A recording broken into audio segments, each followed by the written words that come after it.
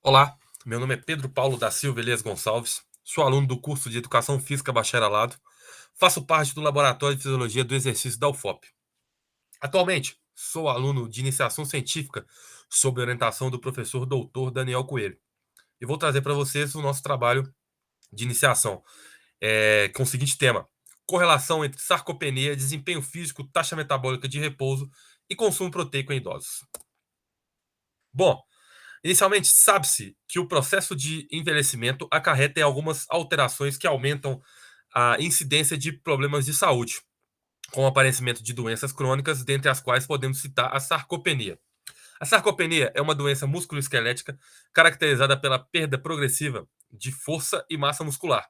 E, em casos mais graves, promove também a redução do desempenho físico.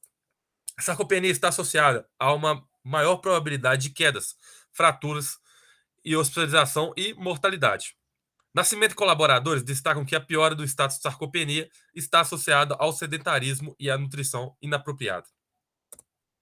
De acordo com o consenso europeu de definição e diagnóstico da sarcopenia, a mesma pode ser dividida, na verdade, em três estágios de gravidade. O primeiro deles é denominado de provável sarcopenia. Para o indivíduo ser classificado nessa categoria, ele precisa apresentar baixos valores de força muscular, tanto de membros superiores quanto de membros inferiores. Já para ele ser classificado como sarcopênico, é necessário ter baixa força muscular e baixa massa muscular esquelética. E para ser considerado como sarcopênico severo, é necessário que o indivíduo apresente baixa força muscular, baixa massa muscular e baixo desempenho físico. O processo de envelhecimento também está associado a uma redução da disponibilidade energética, refletida pela taxa metabólica de repouso, que é tida como a quantidade mínima de energia necessária para sustentar os processos vitais. Soyal e colaboradores, 2009, destacam que ao mesmo tempo em que uma menor, uma menor disponibilidade energética, se aumenta também a necessidade de energia para uma vida funcional e independente. Como o metabolismo energético e composição corporal estão interligados, a massa ativa do tecido é um dos principais elementos que compõem a taxa metabólica basal, e o músculo esquelético é o principal tecido que consome a maior parte da energia necessária para o nosso corpo. Assim, a taxa livre de gordura é o principal determinador independente da taxa metabólica basal, e a idade é um dos aspectos reguladores do metabolismo energético. Diante disso, quando tem-se uma perda de massa muscular esquelética, a taxa metabólica basal diminui em cerca de 30% entre os 20 e 70 anos de idade. Outro fator inerente ao processo de envelhecimento é a chamada resistência anabólica. Conforme nós envelhecemos, o nosso corpo fica mais resistente aos efeitos anabólicos desempenhados pelas proteínas, promovendo um desequilíbrio que tende a favorecer o catabolismo muscular, em prol da diminuição da síntese desse mesmo tecido, sendo necessário, assim, um maior consumo de proteínas por indivíduos de idade avançada. Assim, o estado nutricional acaba influenciando na capacidade funcional do indivíduo em realizar algumas atividades do seu dia a dia de maneira mais independente. Com isso, é necessário que haja uma adequação do consumo proteico na sua alimentação para tentar manter a massa muscular esquelética. Pois bem, o objetivo desse presente estudo foi verificar a correlação entre o status de sarcopenia, desempenho físico, consumo proteico, taxa metabólica de repouso em idosos. Esse estudo trata-se de caráter transversal, e foi realizado um cálculo amostral utilizando o software G-Power e foi obtida uma amostra de 68 voluntários de ambos os sexos.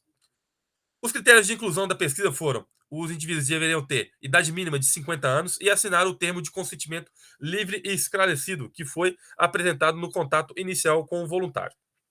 Já os critérios de exclusão foram: os indivíduos não poderiam ter feito procedimento cirúrgico nos últimos 12 meses, ter apresentado alguma fratura em membros superiores ou inferiores e ter alguma comorbidade que comprometam o desempenho nos testes diagnósticos de sarcopenia. Estar em uso de medicamentos e ou apresentar doenças que comprometam a taxa metabólica de repouso, assim como fazer uso de suplementos alimentares proteicos, também os indivíduos foram dispensados do estudo.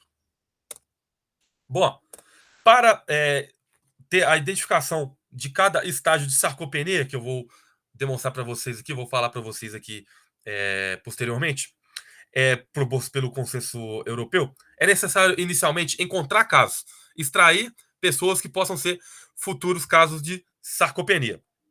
Diante disso, depois dessa estratificação de casos, o indivíduo é submetido a 2 testes de força muscular para avaliá-lo. O primeiro teste de força muscular é para saber sua força de membros superiores. O teste é a teste de força de pressão manual, o qual o indivíduo fica sentado com o cotovelo 90 graus em relação ao tronco e vai fazer 3 testes de força, descansando 3 minutos entre eles. A gente pega o maior valor desses testes. O outro teste para verificar a força muscular de membros inferiores é relacionado a sentar e levantar da cadeira, o qual o sujeito fica sentado com as mãos junto ao tronco e realiza 5 agachamentos sem o auxílio dos braços. A medida é feita através do tempo da tarefa, dos 5 movimentos. Se porventura algum desses 2 testes der resultados negativo não, abaixo do esperado, o indivíduo é classificado como provável sarcopênico. Para verificar se o indivíduo é sarcopênico, confirmação dele, além de ter baixa força muscular, o indivíduo também tem que ter baixa massa muscular esquelética. Aqui a gente verifica através da balança de bioimpedância. Após extrair a altura e o peso corporal do indivíduo, seus dados são colocados na balança e são conectados 4 cabos em pontos anatômicos que fazem escaneamento do seu corpo e avalia diversos parâmetros. Se esses 2 parâmetros de baixa força muscular e baixa massa muscular forem ruins, o indivíduo é tido como sarcopênico. Para verificar a veracidade da sarcopenia, além de ter a classificação desses processos anteriores, o indivíduo é submetido a testes físicos. O primeiro teste físico que a gente submeteu ao indivíduo foi o teste de velocidade de marcha em 4 metros. Esse teste, o indivíduo deveria caminhar em uma distância de 4 metros de maneira mais rápida possível, trotando. E aí a gente tiraria o tempo dessa tarefa. O outro teste também que o indivíduo foi submetido foi o TUG, que é o teste que o indivíduo fica sentado na cadeira e, ao sinal do avaliador, ele deverá realizar uma caminhada até o ponto destacado, contornando e voltando para a posição inicial. Esse também a gente extrai o tempo percorrido da tarefa. E essa foi a nossa metodologia utilizada. Para análise estatística, foi utilizado o software Jamov versão 2.3.21. A normalidade dos dados foi verificada através do teste de Shapiro-Wilk. Para verificar as relações entre as variáveis, utilizou a regressão linear e a regressão linear múltipla. Bom, para verificar a relação entre taxa metabólica de repouso e a força muscular de membros superiores, foi utilizado o teste de regressão linear e identificou através dele que os indivíduos que apresentam maior força de membros superiores também têm maior taxa metabólica de repouso. Esse outro gráfico é dado através da análise de regressão linear múltipla e encontrou uma relação entre o estado de sarcopenia e a taxa metabólica de repouso, sendo que quanto maior a gravidade do status de sarcopenia, maior a probabilidade do indivíduo apresentar valores mais baixos relacionados à taxa metabólica de repouso.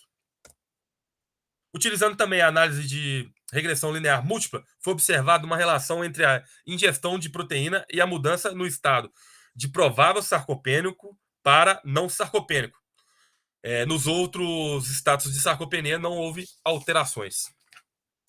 Portanto, conclui-se que com esse estudo, quanto maior a gravidade do status de sarcopenia, menor será a taxa metabólica de repouso do indivíduo.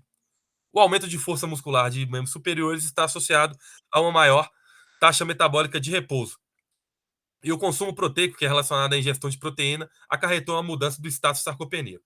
Assim, é de suma importância conscientizar a população para ter hábitos mais saudáveis relacionados à prática regular do exercício físico, uma alimentação balanceada para envelhecermos com mais saúde e qualidade, sem que haja aparecimento de doenças como a sarcopenia.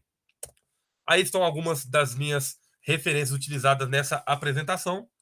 E, por fim, gostaria de agradecer imensamente à Universidade Federal de Ouro Preto por tudo que vem proporcionado na minha vida acadêmica, às instituições de fomento desse trabalho, PROP, CAPES, FAPEMIG e CNPq. E ainda a Escola de Educação Física da UFOP por ter me dado a oportunidade de vivenciar vários momentos de aprendizado. Muito obrigado.